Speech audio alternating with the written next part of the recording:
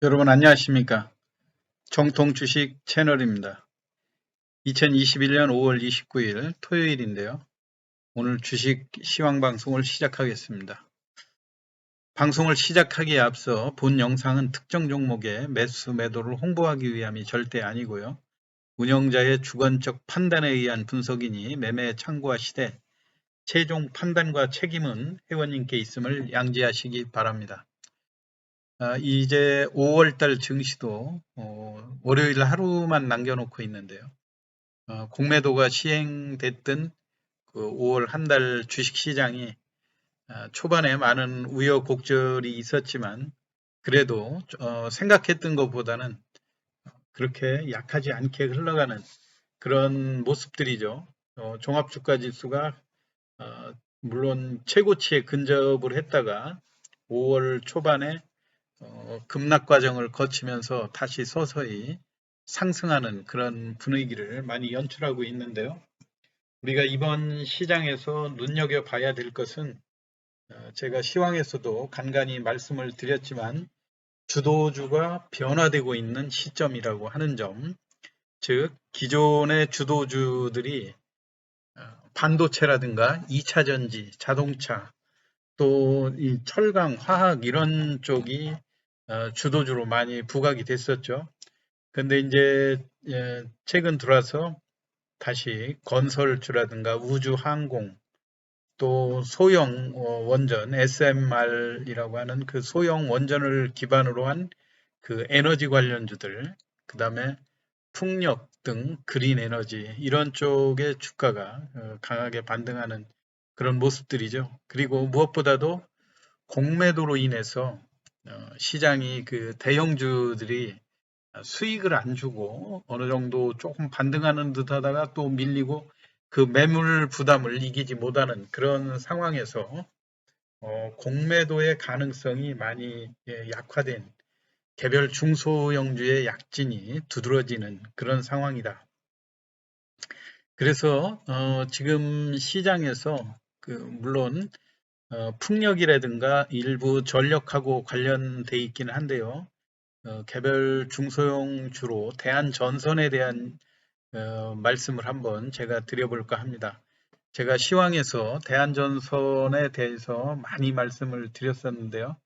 그럼 과연 요즘 그 대한전선이 이렇게 급작스럽게 주가가 저점을 회복하고 한때 이제 매각이 우리가 생각했던 것만큼 그 대기업이 인수한 것도 아니고 또 그 IMM이라고 하는 그 사모펀드에서 매각을 한편으로는 추진하면서 그 일부 인수하는 업체의 부담을 줄여주겠다고 하는 명분으로 불시에 작년 연말에서 금년 초에 이르기까지 두 번 동안에 그 블록딜을 장중에 크게 시행하지 않았습니까? 특히 이 1,500원대 사상 최대 실적을 냈다고 했을 때 그 블록딜을 무려 10% 시장의 가격보다 약 15% 이상 할인한 1,200원, 1,190원대에 그 블록딜을 해가지고 주가를 이렇게 음봉으로 크게 떨어뜨려 놨었고요. 그리고 금년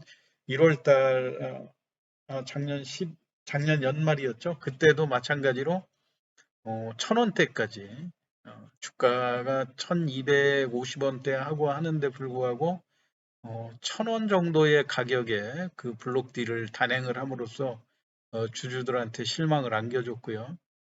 그리고는 그 이후에 그 블록딜 가격이 결국은 호반 산업으로 아주 그 중소형 건설사라고 봐야 되겠죠. 거기로 인수를 하면서 주가를 최종적으로는 3억 4천만 주를 약 2,500억, 금액으로 따지면 750원이 채 안 되는 그런 가격에 그 넘긴 상황이 됐는데요. 그래서 인수에 대한 기대감만으로는 볼 때는 이 주가가 지금 코로나 이후에 또 우리 국내의 전력이라든가 이런 전선 쪽이 포화 상태에 있다 이런 비관적인 견해들도 있었고 향후의 주가 전망이 그렇게 밝지 않은 이런 상황이었는데도 불구하고 최근 들어서 대량 거래가 수반되면서 주가가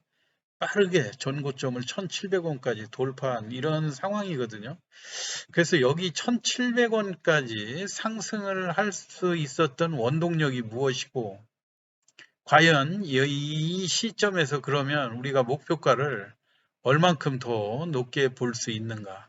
앞으로 이 대안전선을 가지고 있는 사람들이 무엇을 중시해서 보면서 매도 타이밍을 어떤 포인트에 둬야 할지 아주 중요한 시점이 됐거든요. 그래서 혹시 제가 그동안도 시황을 많이 하면서 중장기적으로는 투자에 유망하다는 우리 국내에 풍력 해상 단지가 지금 인천에 그 덕적군도라든가 그다음에 그 신안 앞바다 임자도 이쪽에 이미 8기가와트짜리가 조성이 됐고요. 그다음에 이제 울산의 대륙궁 그 가스전 그쪽으로 해상 그 부유식 그 풍력 단지가 또 6기가와트짜리가 조성된다고 하는 점, 이런 점으로 볼 때 이 그 대한전선이 앞으로 그 해상 케이블에 높은 수요가 예상은 되고 있지만, 과연 그러면 우리가 어떤 포인트에서 목표가를 얼마 정도로 잡고 어느 시점에 매도를 해야 된다. 어느 시점에서는 물론 이게 피크를 치고 주가가 불가피하게 밀리고 매도를 해야 되는 그런 시점이 오지 않겠습니까? 그거를 어떠한 관점에서 보고 하는지, 그리고 최근에 외국인과 기관이 지금 적극적으로 매수를 하고 있거든요. 그 매수하는 그 이유도 뭔지 한번 간략히 말씀드려 볼 테니까요. 여러분들 조금 한번 시간을 내서 방송을 청취해 주시면 감사하겠습니다. 최근에 뭐 대한전선이 여기까지 상승을 하게 된 이유도 제가 지금 설명드렸듯이요. 전력 케이블의 수요가 증가한다는 거, 그 다음에 해상 풍력 단지가 지속적으로 국내에 조성이 되면서 향후 그 해상 케이블의 수요가 계속 증가할 것 같고 업황이 호전이 기대가 된다는 이런 긍정적인 측면들이 있죠. 그런데 최근에 기관과 외국인이 적극적으로 매수를 하고 있는데, 이 매수하는 그 이유가 사실은 뭐냐면은 이미 이 회사의 지분이 대주주가 이제 IMM에서 후반 산업으로 넘어갔지 않습니까? 그러니까 이 넘어가게 된 그 지분율 약 40% 되는데 3억 4천만 주가 그 넘어간 이런 것이 이제 대주주가 인수한 초기 단계이기 때문에 이런 것들이 매물화될 가능성은 사실 전혀 없는 거죠. 그러다 보니까 아, 기관과 외국인이 물론 그 시기적으로 풍력이라고 하는 산업 업황 호전되고 하는 그 좋은 그 분위기도 있지만은, 제일 중요한 거는 대주주가 이 주식 지분을 인수한 초기에는 그 지분이 시장에서 매물화될 가능성이 거의 제로에 가깝죠. 그렇다고 그런다면 결국은 이 지분들을 기존에 블록딜로 인수했던 것이 이제 외국인과 기관이었는데요. 대략 그때 인수했던 가격이 1,000원대, 1,000원대이고 1,200원대, 1차에 한 1,190원대에 인수한 물량들이지 않습니까? 그게 이제 대략 약 10% 정도가 되는데요. 그러니까 이제 초기에 대주주의 물량 출회가 없는 그런 상황을 이용해서 기존에 블록딜로 인수한 기관이나 외국인이 짧은 시간에 물량 공백기를 이용해서 주가를 띄워가지고 이익을 실현하고자 하는 욕구가 반영된 것이 아닌가, 저는 그렇게 보고 있습니다. 그렇기 때문에 이미 그때 당시 블록딜로 현재 그때 당시 블록딜로 외국인이 인수한 그 지분 비율이 약 3.7% 정도 되는 걸로 그 여기에서 나오고 있거든요. 그 다음에 이제 외국인 국내 약 작은 일종의 사모펀드라든가 기관 투자가들의 비중이 7% 정도가 되는 거고요. 근데 이미 그때 당시 블록딜로 인수했던 가격을 이미 상당 기간, 상당 그 분량이 다 평가 이익이 약 20% 이상 지금 발생하고 있는 겁니다. 물론 이런 펀드들이 이렇게 아주 짧은 기간 동안에 이익을 실현할 가능성은 상당히 없기 때문에 최근에 업황 호전이라든가 또는 전력 이런 기반으로 한 그 풍력 관련 이런 쪽에 어, 지금 업황이 계속해서 좋아지고 하는 이런 타이밍을 이용해서 집중적으로 대한전선의 매수에 가담을 하면서 주가를 띄워가지고 이익을 실현할 가능성이 높다 이렇게 분석이 되는데요. 그렇지만 단기적으로 아무리 이 회사가 이렇게 급히 많이 올라간다 하더라도 우리가 중시해서 봐야 될 거는 선도 세력들, 즉 그때 당시 그 블록딜 할 때의 변화도 마찬가지였는데요. 제일 중요한 거는 외국인과 기관의 매매 동의 여부를 잘 주시해서 봐야 된다는 이야기입니다. 최근에 외국인들이 적극적으로 300만 주씩, 200만 주씩, 또 지난 금요일도 300만 주 정도 매수하지 않았습니까? 그 다음에 기관도 지금 현재 순매수를 보이고 있고요. 그렇다면 지금 우리가 여기에서 무리하게 이 대한전선이 여기서부터 훨씬 더 주가가 더 올라간다 그렇게 할 수도 없는 게 지금 현재 시가총액만 해도 주식수가 8억 5천만 주에 시가총액이 1조 4천억이 넘어갔거든요. 이게 작년에도 일시적으로 1조 원을 넘어간 그런 상황은 있었는데 아, 최종적으로 이 블록딜을 넘길 때는 한 7천억까지 떨어졌었어요. 그러다가 이제 지금 1조 4천억까지 올라왔다고 그런다면 최저 바닥에서 생각을 해볼 때 지금 907원 정도까지 내려갔었죠. 그러니까 한 8천억 정도, 7조에 하여튼 8천억 정도, 그 정도 시가총액에서 지금 1조 4천억이라고 그러면 약 80% 정도의 그 비중이 상승한 그런 측면 아닙니까?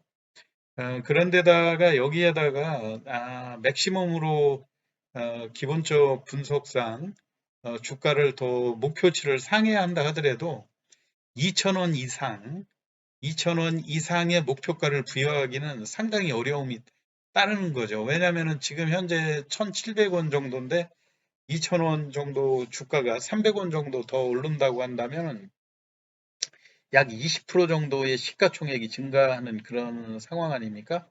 그러면 이미 1조 4천억에서 20%라고 그러면은 약 3천억 정도의 추가적인 시가총액의 증가 현상이 되는데 그러면 1조 6천억이라고 했을 때 이미 작년도에 맥시멈으로 이 회사가 영업이익이 난 게 510억에 불과하거든요. 그렇단다면 그렇게 지금 단기간에 회사의 영업 기반이 좋아지기를 기대하기는 조금 어렵다고 하는 측면, 그리고 그 너무 그 시장에 높은 펄을 적용해야 되는 그런 상황이 올 수도 있겠죠. 그거로 볼 때, 어느 순간 그 주가가 시초가가 높게 붙어서 대량으로 주가를 끌고 갔다가 그 음봉이 출현하는 그런 시점들이 있잖아요. 그때 당시에 외국인과 기관이 어떤 태도를 보이느냐. 물론 이제 여기서 집중적으로 지금 우리가 과거에 업황이 좋아진다고 할 때 해운업에서 HMM이라든가 최근에 이제 두산중공업 같은 데서도 그런 패턴들이 보이고 있지 않습니까? 우리가 생각했던 그 기대치 이상으로 주가가 상승하는 그런 상황들이 올 수도 있다고 볼 수는 있겠지만은 전체적인 그 비중이 아직 그 1, 4분기에 소폭으로 회사에서 명확히 뭐 공시한 자료들은 없지만은 1, 4분기의 실적이 그렇게 흑자로 전환을 했다든가 그러지는 않은 것 같아요. 소폭 영업이익에서 약간의 이익이 나고 금융 비용이라든가 이런 데에서 손실을 본 상황에서 그 소폭 적자를 또 불가피하게 낸 그런 측면이 있거든요. 그렇기 때문에 단기간에 대한전선은 그 영업이익에서 큰 폭의 이익이 나올 가능성이 크지 않다고 하는 측면에서 너무 무리하게 목표가를 높게 보시지 말고, 만약에 신규로 진입을 하시는 분들이라든가 이런 것들 이제 조심스럽게 신규 매수에 가담을 할 때도 어, 시초가가 어떻게 완만하게 시작하면서 외국인이나 기관의 매수가 지속적으로 될 수 있는가, 이 여부를 제일 많이 판단을 해야 될 거라고 생각이 됩니다. 그래서 제가 볼 때 이 종목이 과거 그 고점에서 음봉이 발생하면서 장대 음봉으로 갈 때 최대 거래량이 2억 주가 넘는 경우들이 왕왕 있었지 않습니까? 그래서 이번에도 고점이 1억 5천만 주에서 2억 주에 이르면서 음봉으로 시초가보다 하회하는, 그러면서 외국인과 기관이 눈에 띄게 매도로 전환했던 그런 시점이 단기적으로는 여러분이 매도 시점으로 잡아야 되지 않겠는가 그렇게 보고요. 앞으로는 그 제일 중요한 것은 그 외국인과 기관의 그 어떤 지속적인 매수가 얼만큼 진행될 수 있는가를 이번은 불가피하게 대한전선에서 제일 주시해서 봐야 될 거라고 생각이 됩니다. 앞으로 최근에 우리가 생각했던 것보다 주가가 그 중소형주에서 특히 그 공매도가 기관이나 공매도가 나오지 않는 그런 종목이라는 장점 때문에 주가가 예상했던 것보다 더 많이 상승해서 끌고 가는 그런 모습들이 많이 나오고 있거든요. 특히 이번 대한전선의 경우에도 이렇게 직전의 고점을 이렇게 빨리 돌파할 경우는 미처 예상하지 못했던 그런 측면들이 있죠. 그래서 앞으로는 과연 이 시점에서 장대 음봉이 출현하는 시점, 그 다음에 그때의 외국인과 기관의 매매 패턴을 제일 주시해서 지켜봐야 되겠다 하는 말씀을 드리면서 앞으로 이 종목 여러분들 잘 눈여겨보시면서 기존에 가지고 있는 분들 고점에 매도 또 잘 하시고, 신규로 진입하시는 분들도 당일 매매가 얼마든지 나올 수 있는 구간이니까요. 슬기롭게 잘 대처해서 수익 많이 올리시기 바랍니다. 그럼 오늘 시황 대한전선에 대해서 최근에 왜 이 종목으로 매수세가 집중되는지, 그리고 고점은 언제로 잡아야 되는지에 대해서 설명을 해드렸습니다. 투자에 참고하시기 바랍니다. 마치겠습니다.